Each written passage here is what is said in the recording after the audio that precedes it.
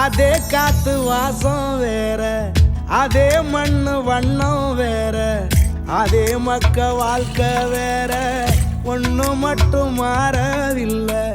மத்த நாட்டு சுவையெல்லாமே ஒத்த வேலை உடைய போல, சுத்தமான நம்மூர் சுவையோ ஆத்தா தந்த உசுர போல.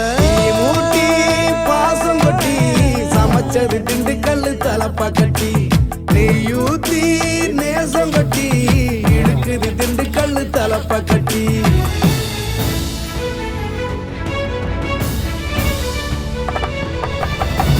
மூட்டி பாசம் கொட்டி சமைச்சது திண்டுக்கல் தலப்பா கட்டி, நெய்யூத்தி நேசம் கொட்டி படைச்சது திண்டுக்கல் தலப்பா கட்டி.